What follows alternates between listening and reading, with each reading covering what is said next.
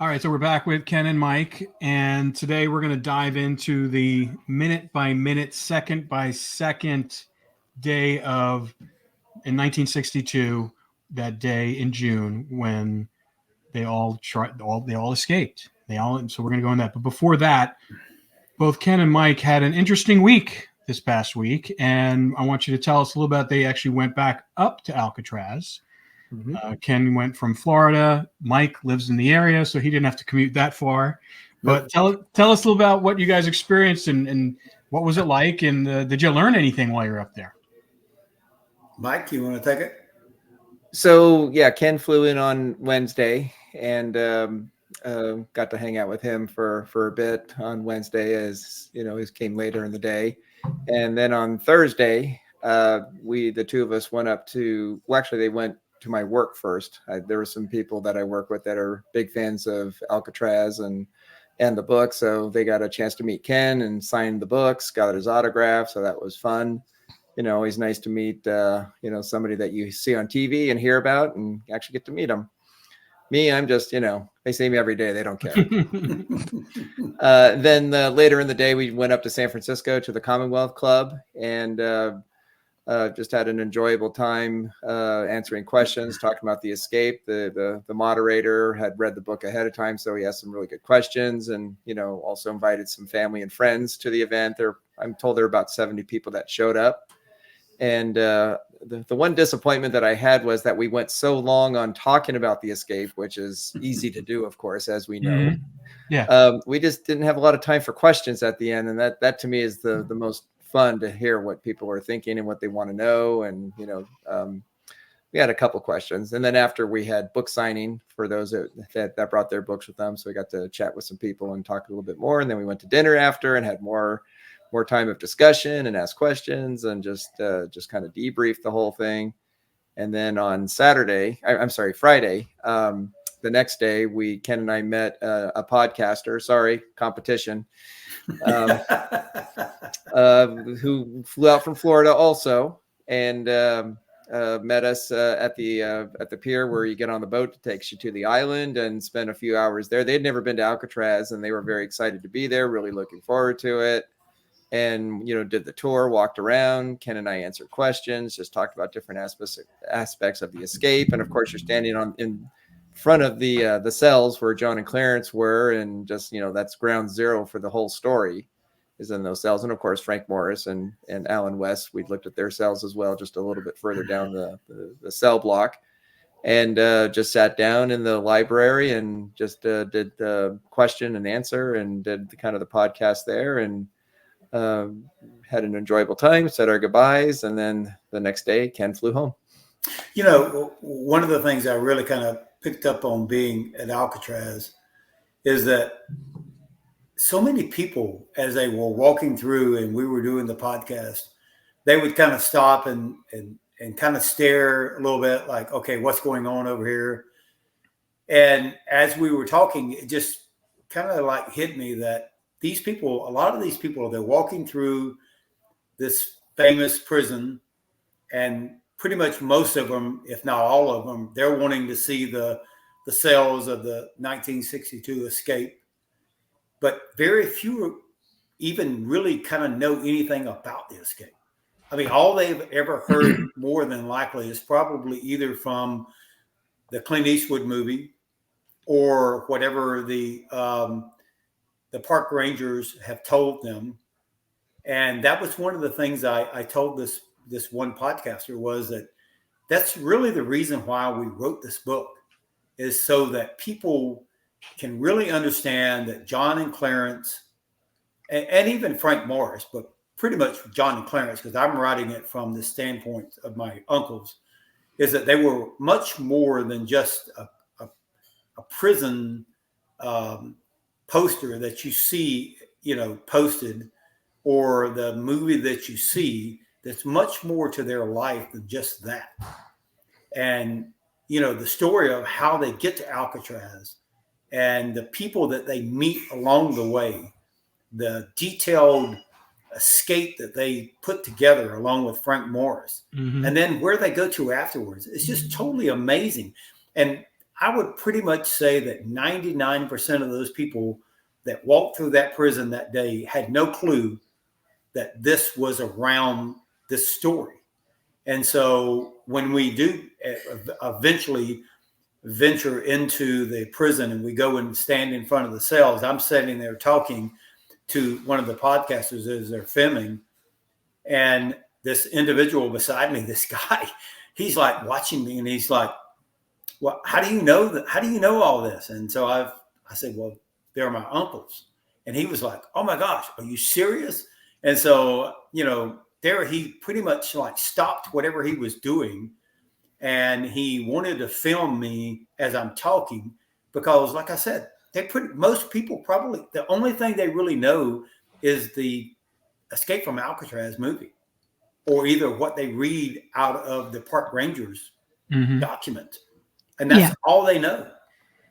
It's true, because people have said to us multiple times, they survived. How do they survive? Right. Like, people have no idea what happened.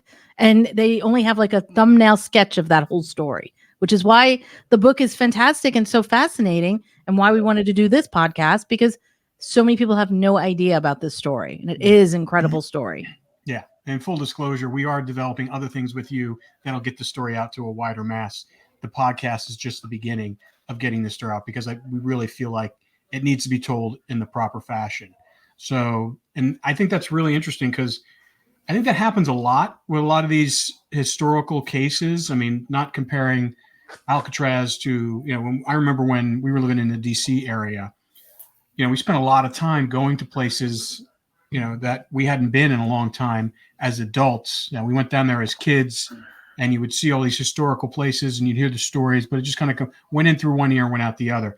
But when you get older and you go to these places, like we went to Mount Vernon, Washington's place, and you start hearing the stories behind these places, and it really kind of humanizes the iconic spots that you go to, because people don't understand it and they don't know it, and it's not, unless you really look for it, or if it's highlighted in a news article or anything like that. And the way people consume information now, it's very short and succinct, and they don't really get into the details.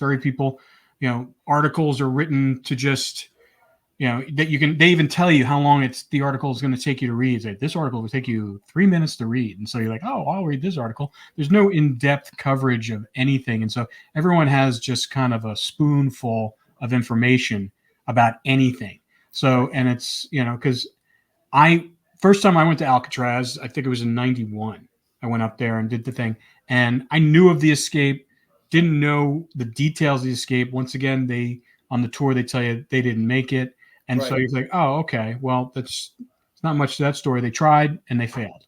But having this new approach and this new information, and even more new information that we're getting on a daily basis, that, we'll eventually reveal about what happened to these guys, is just, it's just unique. And so I think people are starving for this type of information. When they hear it, they go to these places. Oh, it's on the tour, go. But what's really behind these stories? Right. So I think that's interesting that you had that right then, because it justifies why you wrote the book. And I think it's really important that people understand the nuances of your family, why they're in there, because people think criminals are criminals. I've done so many prison documentaries. We've been inside prisons. We've talked to serial killers. And it's like it all sounds very scary, but when you're sitting face to face with these people, they're just human beings. Right. They've done really bad things. Some of them done really bad things. Some people just did things like your uncles, who were doing it just to kind of up their station in life, because they came from such a poor background. They didn't want to have to hoe the fields their whole life. They wanted something different from themselves. They want something better.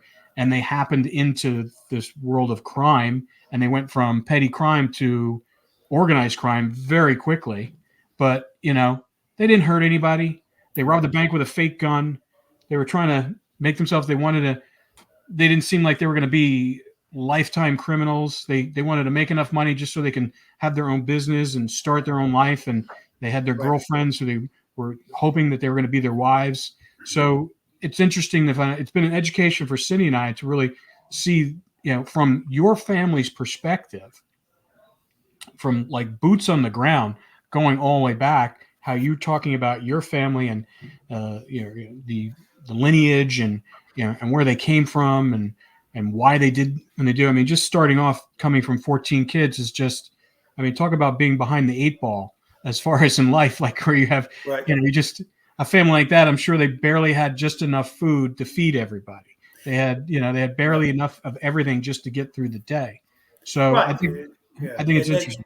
And that was very important to me, is that in telling this story, to kind of understand what drove them into this lifestyle, you really need to go back and understand the kind of lifestyle they were living, because, any one of us can put ourselves into that position, thinking that, I don't have a future.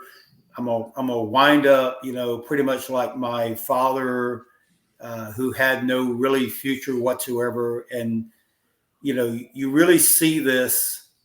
Uh, and that's one of the reasons why we wanted to write the story the way we did, is that when you understand where they end up at, which is Alcatraz, but you really need to understand what drove them into that lifestyle. And it was really a wanting to get out of this poverty that they were living in. And you're right. As you start understanding someone's life, this scary thing that most people know about, even like with Whitey Bulger, I never knew Whitey Bulger other than what I've read. But as I started writing him and we started corresponding, gosh, I really have to kind of scary say that I could actually see me being a friend of his. I mean, if all the other parts of his life wasn't true, I mean, I could probably have been a friend of his. But when you really start looking at some of the people, that there are really people that have other lives outside of this bad lifestyle that you actually read about or people have heard about. Not saying he didn't have a bad life. He did. He was a bad person, but I mean, he also had another side of him that most people probably never even saw. Yeah. Well, I think what's endearing about your uncles is that they did hold up a bank with a rubber gun. They Yes, really that didn't is want to true. hurt anybody. So it really changes the perspective on the story when you see where they come from, what their roots are, and the morals that they had within them. Even though they were doing this life of crime, they still didn't want to kill anybody. So to me, that says a lot about their character. And I think people had no idea. Like, I know that information's been out there, but a lot of people don't know that. They just assume they're criminals. They were at Alcatraz. They did something really bad. They tried to escape and they died. That's really what people say to us when they're like, what do you mean they survived? What do you mean they did this? I'm like, it's an incredible story. And the book is fantastic. So you guys did a great job telling that story. Thank you so much. Glad that you got the kudos at Alcatraz and had that experience, because that's like a once in a lifetime experience to have a book that you wrote, all these people coming to talk to you, being interviewed there. It's wonderful. So that's great. I appreciate it. Thank you. Yeah. All right. Well, let's dive in where we left off last time. That day, that morning. Let's talk about what do you think's going through their minds that morning, because they waited till the evening, obviously, until it went dark. They had their everything. So tell us how they had it planned out, and what do you think they went through that day? And then did they know the day before that day was going to be the day? Well, to me personally, and I'll let Mike speak here in a minute, but I agree with Mike that them saying their goodbyes on Saturday and Sundays clearly was an indication that the Monday was going to be the day they were going to leave. And I don't know, to me, waking up that morning, I could just imagine they were probably thinking, okay, what have we not covered? What, is there anything that we need to make sure that we haven't done, that we need to prepare? And, clearly there were some parts of the raft that they still had to work on. In fact, that's clearly indicated by Frank Morris in the FBI reports. He still had something he needed to do. So I'm sure that during the daytime, they were probably huddling together wherever they were at, saying, okay, these are the final steps that we need to do. I'm just totally amazed, though, that Alan West, to this point, had not completed the back of his cell yet. Surely in the back of his mind, he had to be thinking, I've got this work that I need to do that hasn't been completed yet. And, I've always said this was a 2-man operation, right? So anytime that you're digging, somebody else was watching. So at some point in time, he had to kind of realize, after all 3 were behind the walls and in the corridor, and he's the only one left, that I'm sure that was pretty a scary thing, because now he has no one to watch for him. Frank Morris can't watch. He's already behind the wall. He's already put his dummy heads in the bed, and he's already put his grate up, and now he's out there all by himself digging. So I'm sure some of this stuff was probably going through their heads that morning, saying, what is it that we need to complete to make sure that when we get to, at the time that we're going to leave, that everything is pretty much in place, because it was a do or die that night. Yeah. You either make it or you don't make it. Well, I'm pretty sure they realized that Alan wasn't going to join them, because they were digging. They knew what they were doing, and Right. they knew. I'm sure they had updates from him. So and he stopped digging in April, apparently. Right? I know, this makes no sense. So to I me. guess they just said, well, I mean, to me, if I was your uncles, that would have, and Frank Morris, because Frank Morris was already nervous about him, Right. about blabbing. So that would make me very nervous on that day, thinking, is this guy going to blow it for us? Well, I'm sure that morning they got up, and as they're getting ready for their daily chores that they would do on a typical Monday, they're trying to act like everything is just a normal day to them. And you even see, like, even I think the last letter that Clarence wrote his mom, I mean, it was pretty much like a regular, typical letter. He didn't let anything out that he was getting ready to escape, because I believe the last letter that the family received from him was like close to the end of April, or it might have even been in May. But they tried to just like live their life as though it was just a regular day. They didn't want to draw any attention to themselves. None of the guards would have ever even thought that this was the day that 3 men were about to escape. But at the same time, they were huddling together. Probably, I can even imagine that they were together going, okay, what's the last things that we need to put together? Because like I said, when you get down to the water, you can't go, oh, I got to go back and get something, or I forgot something, or do we believe this is going to work? It was either this was a do or die situation. It's like Mike said, at any given point in time, they could have been caught.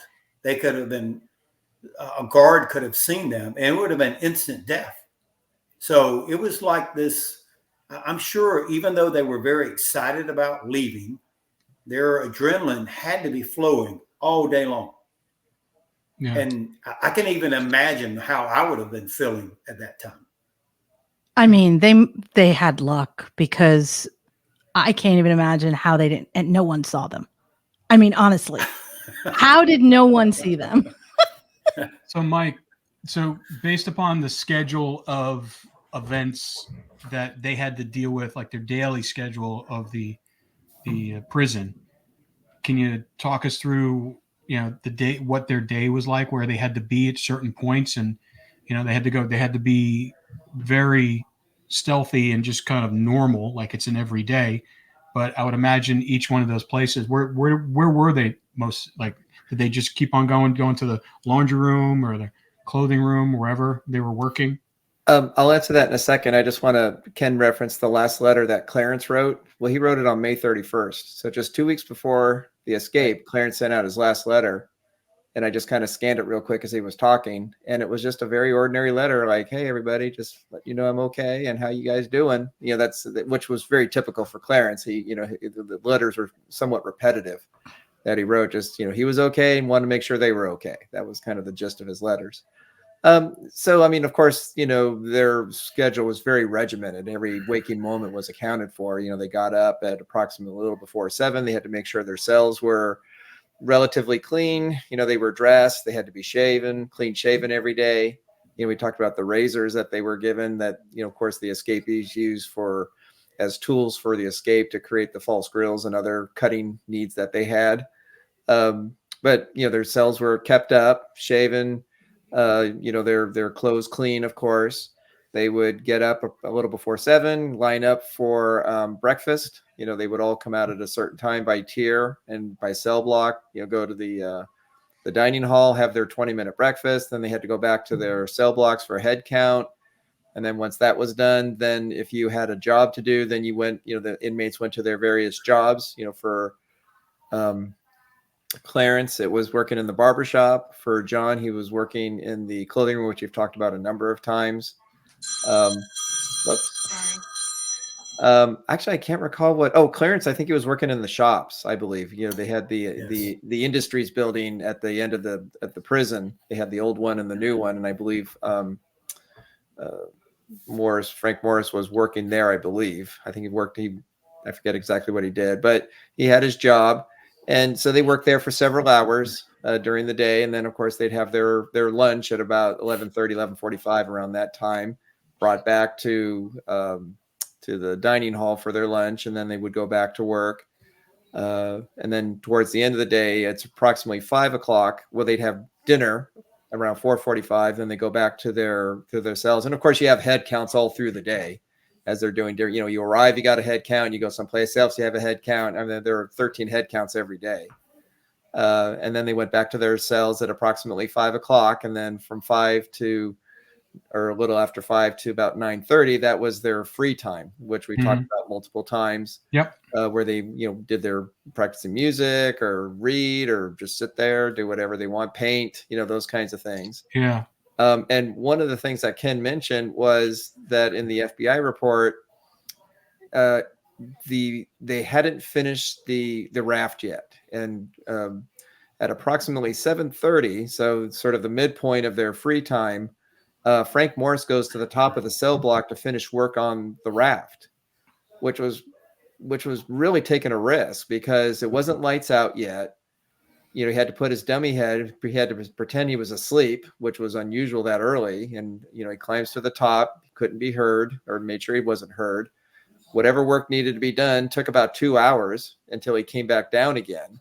So Ken and I were talking about that when he came out last week, that what would cause the brothers, or the escapees, I should say, to go that night when they weren't quite ready yet. That, you know, because we talk about their meticulous planning, their attention to detail, that they were very careful. They've been doing, you know, really doing this in earnest for about the last 6 months, being very careful about not getting caught and having everything ready to go when they weren't actually quite ready to go yet. So that suggests to me that the boat that Cohen had set up for him, that was possibly the last night the boat was going to go out there. And they just couldn't wait anymore to go out. I mean, this is our supposition. But if the boat had been there for another night or two, I don't think they would have gone that night. I think they would have made sure everything was really ready to go. But so he takes a chance when it's still lit. The prison was lit, and he could have been seen or heard working up there, but he wasn't. And then at approximately 9:30, when lights out happens, that's when the plan goes into effect. You know, John gets out of his cell, Clarence gets out of his cell, and then that's when Alan West changes his mind. That's when he decides to go for it. And he doesn't want to be left behind because he knows now it's going to happen. 9:30, it's going to happen. And at that moment, he decides to start digging through his cell, and he runs into a problem, and he can't, there's sort of a blockage of some kind, and he can't dig it. And so Morris and Clarence both try to help him from the side of the corridor to break through the hole. According to Alan West in the FBI report, they try to help him with the hole to widen it so he can get out. And of course, they're making noise doing that, and they do it for about 10 minutes, and then they decide we just can't do this fast enough, and they go back up to the top promising to return. Well, they never returned. Yeah. Let me ask you one thing, Ken. In your dealings with Whitey Bulger, with going back and forth, did he reveal anything to you about that day and what he knew of that day and what he observed? And did he talk to these guys after, or did he just talk to them the day before when they were all saying their goodbyes? What did he reveal, if anything? You know, the only thing that I can say that I remember him revealing was not so much about what happened on the last day, but he just kept, talking about how that Wes was not really going to begin with. I mean, he really believes that Wes backed out even before that last night. He believes that either John or Clarence, who were friends with Wes, had already warned him about what was going to happen. That, Frank Morris really, I'm not even sure, if Frank Morris was going to do him in, even if it hadn't gone wrong. And maybe Wes really kind of thought that, because when you really kind of look at the details, even like as Mike is explaining about what happened, do you really believe that Wes waited to the last minute to open up his cell? Had never done it before in his, up until that point. And I don't know, for some reason, you think about, the alternate clothing that they had. Wes had absolutely none to use. He knew about nothing. And just so many small factors play into that. I'm not sure Wes had even that his description as far as what happened when it got down to that last piece is even true. Because I'm not even sure he even, he might have gone through the end of the back of his cell, but when you hear how he describes what he did afterwards, it's totally different than what the other three men did. And so even the FBI pick up on it. They pick up on it and go, what are you talking about? You're talking about when you eventually make it through your cell, you put all of your clothes on and you go up to the top and you go out through the vent. Well, that's not what happened with the other three men. So were you not included in the loop? Were you not part of the original plan? And so I don't know. Wes, to me, sounds like bullshit. It sounds like bullshit. It really does. It literally sounds like he was trying to elevate his station and use it as like street cred inside the prison, that he was part of the escape, but he was left behind. And that's something that Whitey said, that Wes loved to brag about his part in the escape. And in fact, even when you hear about how that when the guards came around after they discovered the escape, they come by Wes's cell and he goes, hey, you might as well go ahead and pull me in. I was the mastermind. I put together the whole escape. I mean, he even starts bragging at that point that, he was part of the, not only part of it, but he's the one who set everything up. And that's one of the things I asked Whitey Bulger. I said, as much as all of the other prisoners wanted this to occur, and they saw it as a means to an end to get off of the island, and they held all three of those men as almost kind of like heroes. I said, what would have happened to Wes if everybody found out that he ratted them out, told them where the plan was going to and the route? What would happen to him? I mean, and Whitey said he wouldn't have survived 5 seconds out on the yard. He said, but Wes told them exactly what we told him to tell. There you go, right there. There you go. I mean, pretty much what Wes said happened. Part of it was true, part of it was not true. I've always believed Wes was part of the original plan. He was part of what was being put together. But when the plan changed with Mickey Cohen coming back and then making another raft, I'm pretty sure Wes was totally out of the picture on this. Yeah, Yeah. Did he get any what kind of punishment did he get because they knew he was involved in some way? I believe, standard 2 years was what he got involved, was what he got punished with. Well, that would have been the normal case, but he made a deal that if he told the authorities what he knew about the escape and the plan and where they were headed, and cooperate, that they weren't going to punish him, which he did. Right. So, and it actually worked out for us, and I mean not just us, but just the world, because if Wes had actually made it out, had gone, a lot of the information we wouldn't have had, because of course that's in the FBI report, as they interviewed him several times after the escape. Right. Now you have to take it with a grain of salt. Of course he's casting light on himself as the, like Ken said, the leader and the instigator and the planner and so forth. But he's providing a lot of good detail to what they did and how they did it and when they did it that we would never have had. So there would have been a lot more speculation. Yeah. Yeah. Now to go back to your question about Whitey Bulger, he does reveal a little bit of information about not the day of the escape, but the night of the escape. And I know we're not quite there yet, but he was very fearful for the three to get out. He was in a lot of the inmates who were aware of the escape. Whitey said about half the prison knew that it was going to go that night, because of course they're saying their goodbyes on the weekend. And we've talked about Robert Scheiblein, who was also aware that night it was going to go down. And he had given John the information about the tides because they needed it for paddling out that evening. And so they were very worried that they were going to get caught. And as we talked about, if getting caught means getting shot. And so he was listening very intently. No one slept that night, kind of thing. You're just listening for every sound, for anything that could happen, and waiting for that moment when it all just fell apart and you're hearing gunshots, kind of a thing. So he was hopeful, but he was worried. Yeah, I think it's interesting that the entire prison was united in their plan and wanted it to happen. I don't think that could happen today. There's so many, because I've done a lot of prison documentaries, and there's so much division inside prison. There's so many groups inside prison. Not that there wasn't back then, but it was a small group. It's only 250 inmates. Some of these prisons have 6, 7, 10,000 inmates. And so I think it's really unique that they were all on board with it, and they all kept a lid on the information. And it's ironic that the only person that they were really worried about was the guy that was potentially going to be helping them and escaping with them. Well, and two, you think about Alcatraz, that you're out on this remote island.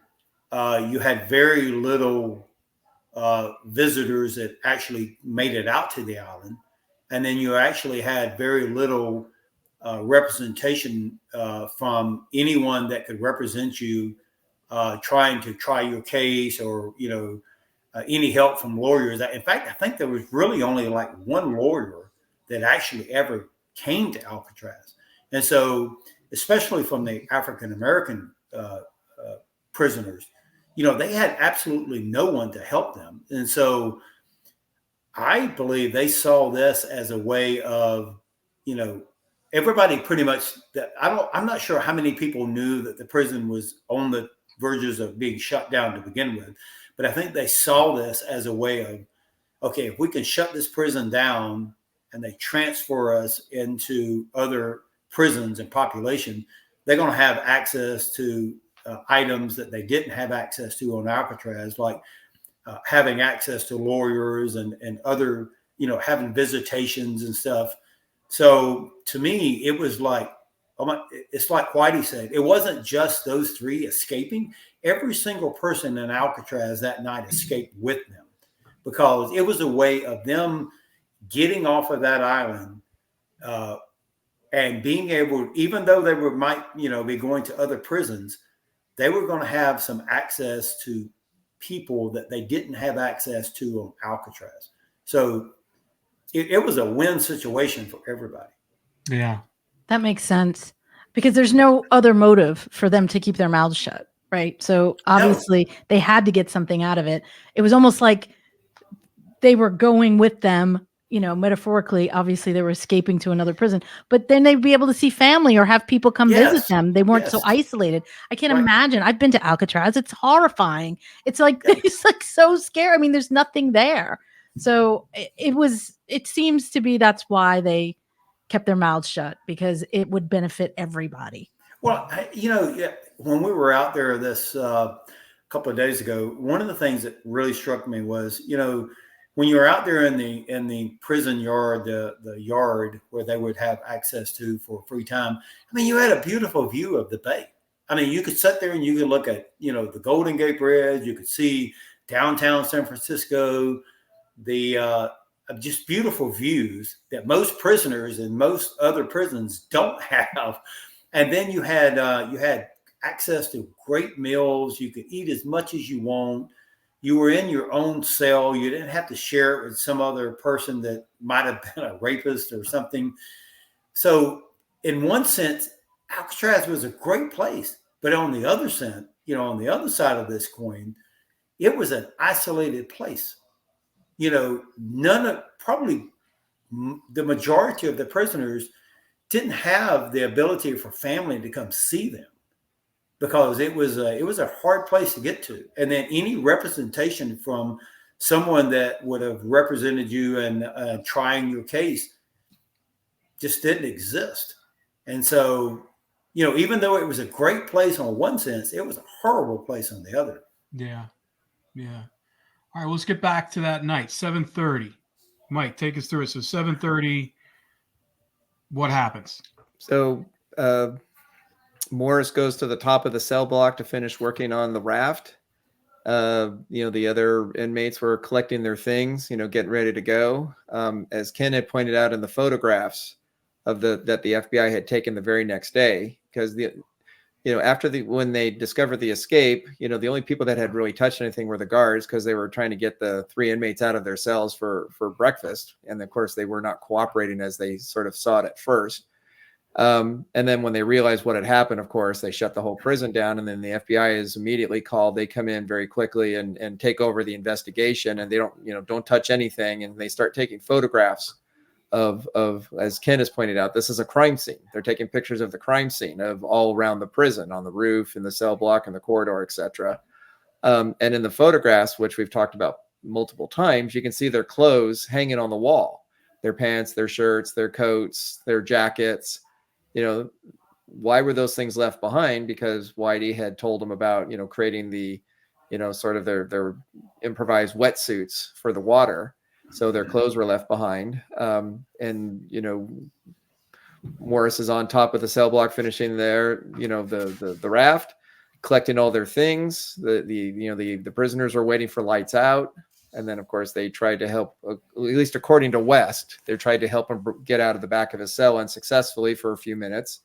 It doesn't work. So at 9:30, or actually approximately 9:37, according to West, when they decide, well, we'll come back and we'll get everything set up on top and we'll come back for you and then help you get out. So keep digging, kind of thing. Well, they never do.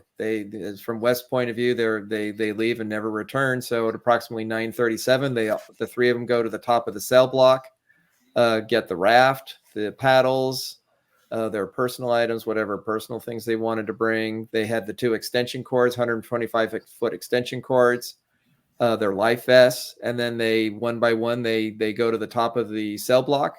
One of the things that they had constructed was a periscope that it still is kept by the Parks Department, which they have.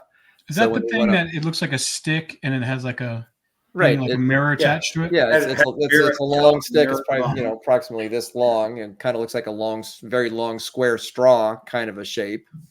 And they pushed the last thing they did in their preparation was they could get up to the top of the cell block or the roof of the cell block, but they had never taken off there was like a heavy steel lid that was kept on the vent. They never removed that until that night, and they push it off the top and it lands on the roof with a thud. And if you've ever been to Alcatraz, there's like a million seagulls out there. They live on the island. They're always flying around the island. Well, there are a whole bunch of them on the roof, and the noise startles the seagulls, and they start cawing and flapping and taking off and making a whole bunch of noise. And both Whitey and Scheiblein talk about that thud on the roof. And for Scheiblein, he's fearing that they just got caught, that's the noise of them meeting the guards on the roof and they've just been caught. For Whitey, he doesn't think they're caught, but they made a mistake, that they made this big noise unintentionally. So he starts banging on his cell. We've talked about how they would take their beds and bang them on the floor, and he takes something, and he starts banging on the cells. And then a lot of the other inmates follow his lead, and they start making noise in the cell as well. And there's a guard that Whitey talked about a number of times.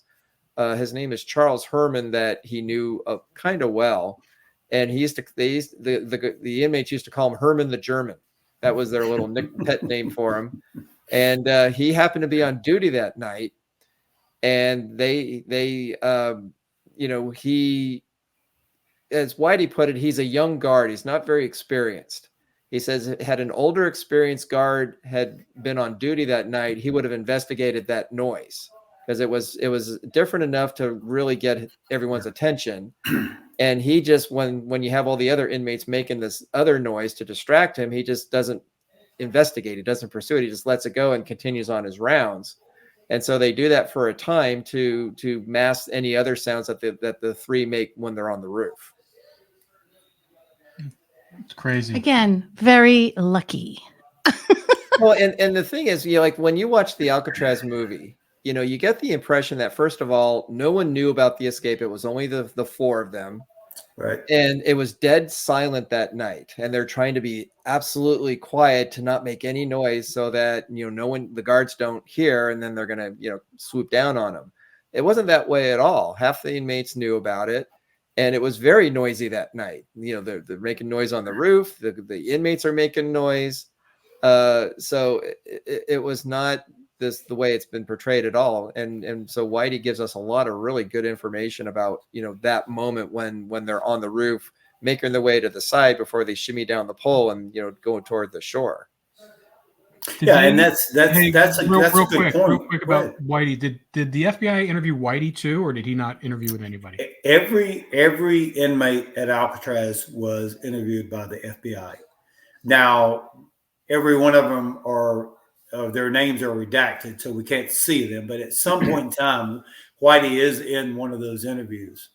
And of course, most of them, it's like if you came out and you said, well, I knew what was going on and I'm, had knowledge of it or participated whatsoever, you could have additional time added to you. So of course, everybody's going to go, I had no knowledge of what was going on. And, I didn't participate in any way. That's just a standard kind of response that most of them had. Some of them did come back and make comments about, oh, well, John said this to me, early on, that he was going to do this or he was going to do that. But pretty much most of them just denied having any knowledge whatsoever into it. Okay, cool. All right. So they make the big noise. The seagulls go on. Whitey does make some noise. Some of the inmates makes noise to kind of create a diversion. Herman the German doesn't pick up on it, and he just kind of goes about his ways. Where do they go from there?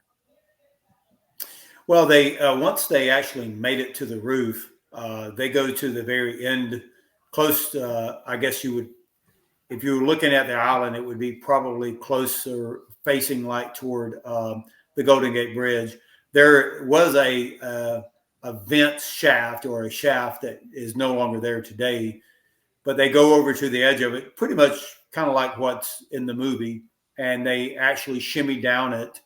And one of the things that they did with that electrical cord, that they actually had two different ones, and one of them was to be used to lower down the items that they were going to be using, case in point, like the raft and the life vest. Because you got to think about this.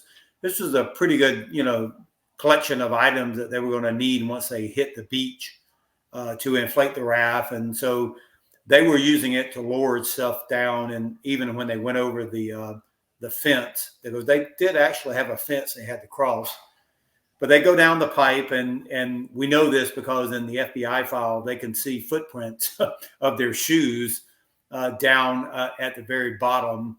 And so they know that was one of the routes that they took. They go over to a chain link fence, which they cross over.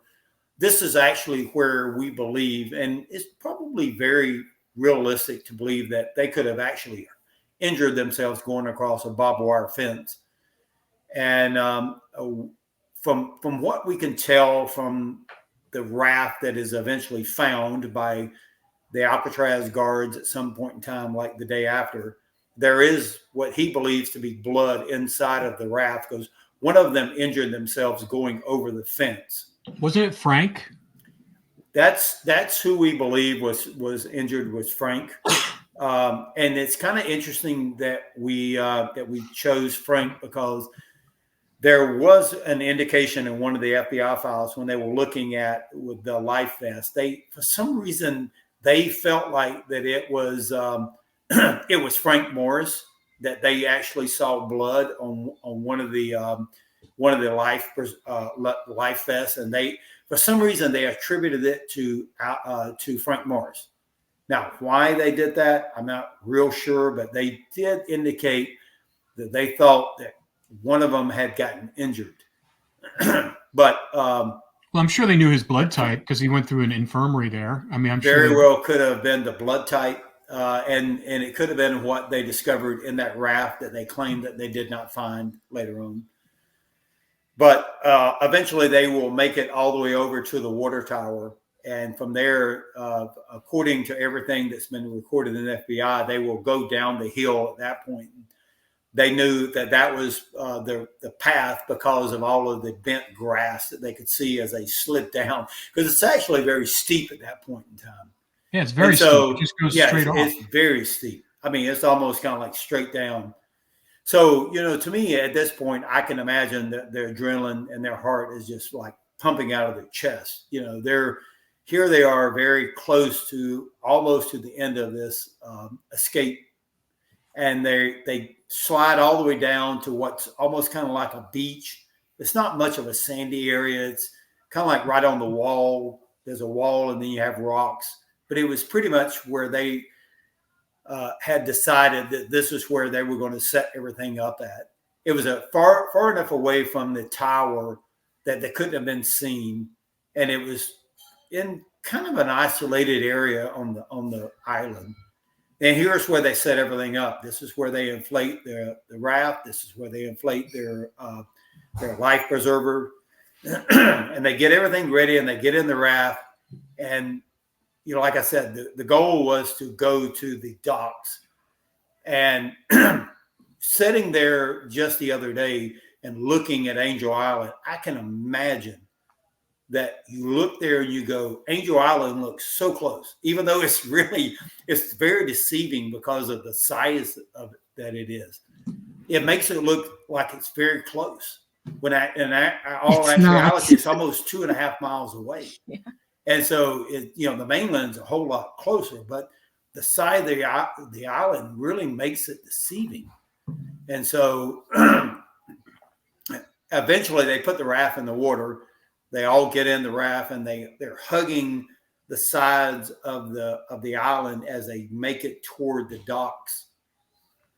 And as they get close to the guard tower, that's, to me, would have been the scariest part right there, because if you could ever make it up under the guard tower and make it to the docks, you pretty much had it made. Mm-hmm. And to me, that would have been the scariest part, because at any point in time, the guard could have walked out, he could have looked over, even though it was dark and he wasn't expecting anything. Any movement in that water close to that edge could have caused him to, take the spotlight and shine it down onto him. And then from there, it would have been, lights out for them. Yeah. But for whatever reason, they're not anticipating anything, and they make it all the way to the docks. And once they get to the docks, they realize that they left the extension cord that they were going to use to tie to the prison boat. And we just surmised that, Clarence, who was probably in charge of it, realizes, okay, we've just screwed up. Now we're here at the docks, were ready to attach to the prison boat, and we left the extension cord on the beach. And we know that because that's actually what occurred. And either one of them, we wrote it in as it was Clarence. Clarence was very a daring person. He decides to go up onto the docks where a lot of things are kept. This is where all the pretty much work, anything that's going to go along is going to be up on the docks. And he finds another extension cord, which I believe it was 100 or 125 foot. And that's what they actually used to tie to the prison boat. We know this because it's recorded into the FBI files that there was an extension cord missing on the docks.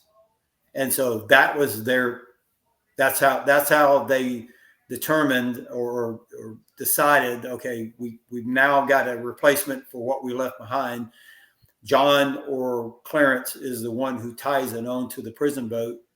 And from there, it's pretty much, what comes next. Was it on the back of the prison boat? I mean, this prison boat was what was it how big was it? It was like a 30, 40 foot boat? Yeah. So, back then, those prison boats, they had what we'd call a rudder. So you didn't really have it wasn't kind of like an outboard motor on a it was inboard, small John boat. So you had an inboard motor. So you had a rudder that was in front of the propeller. And that rudder is what they tied onto. In fact, even John tells us to Fred Breezy years later when he's meeting him in Brazil that they took that extension cord and they wrapped it around the rudder, and they held two ends of it, ran it through the eye of that raft that they had created, and they pretty much kind of set up under the dock until whoever the prison or the guard was who came out and started the prison boat up. And just like clockwork, he's on his way over to the docks on the mainland, and they pretty much just they're up under that dock and they're holding on to this extension cord that's wrapped around the rudder. And whenever the prison boat takes off, it's almost kind of like what they did as kids. It was holding on to it. And we know that this can actually happen because in 22, when Mike and myself did the show with Josh Gates and Expedition Unknown, we did this exact same scenario. And it is definitely a possible thing that happened. And it is something that John tells Fred later on. This is exactly how we did it. Wow. So do you think they use, I would imagine they use the whole extension cord, the whole 120 feet, just to keep themselves? Yeah, there is a way to tie on and loop through that. When you release it, it will actually drop down. So, an extension cord is not going to be like a regular piece of rope that's going to tighten real tight around that rudder. And as soon as you let go of it, it's going to release. And so, like I said, all they had to do was just go around the very edge of the island. They didn't have to go that far. The current was going to take them the rest of the way. And that's something Whitey said he talked to them about. Let the currents be your friend. Don't fight against the current. Use the currents to your advantage. And as soon as you round that curve, just like what happened this past Sunday, 2,000 swimmers from the Escape from Alcatraz triathlon, that's why they go into the water. They put them in that water for a reason. It's because that's the best possibility from that side of the island to make it to the mainland. Otherwise, if they dropped them off on the other side of the island, they would never have made it to the mainland before they're getting swept out up under the Golden Gate Bridge. There's a reason why they do it today, just like that. Yeah. And John and Clarence knew that from Whitey Bulger. Go in at this point, and use that currents to your advantage. And you've got a boat waiting out there halfway in between Alcatraz and the marina. And so as soon as they let go of that rope around that prison boat, the currents pretty much did the rest of the work. How long do you think that they had to hold on to the tow for the boat? About how long, distance-wise? So if I had to, so as soon as the prison boat left, I'd probably say maybe 10 minutes. That's what I was 10 thinking minutes about, at the 10 most. minutes. Because it, You it know, comes around because the south side of the island. And, yeah, Robert Scheiblein, like I said, had given them the tides for that day. So they knew which way, at what time the tides were going in what direction. And right, at that point, they were starting to go out toward the Golden Gate Bridge. The tide was going out. So if you let go of the boat as you just appear from the backside of the island, and now you see San Francisco, you go a little bit further out from there, you let go. Well, as you're paddling toward the boat, which is flashing its lights at this point, you're paddling there very easily because the tides are working with you. right. They're pushing you. So So it's an easy row. the boat was in the vicinity of the Golden Gate Bridge. So if you have, It you wasn't have, that far. It was yeah. much closer Yeah. to the island. It was in between the island and the marina. You know, Sitting in the and middle of the bay. what's ironic is that more than likely whoever was driving the prison boat probably saw that boat off to his right. It would have been on his right side. And he probably saw that boat and probably never even thought anything about it. You know, he's driving the prison boat over to the docks at the I think it's called Mason. I think it's the Mason Armory. It's like 3 docks that where the prison boats used to go to. But as soon as he rounds that corner, as like Mike said, you know, he's looking at San Francisco, and so are the people, so are the trio behind the boat. And as soon as they let go, that prison boat, it doesn't take long for that prison boat to make the distance between them and so it's out of sight before too long. And like Mike said, the currents starting to flow, or is already in the process of flowing toward the Golden Gate.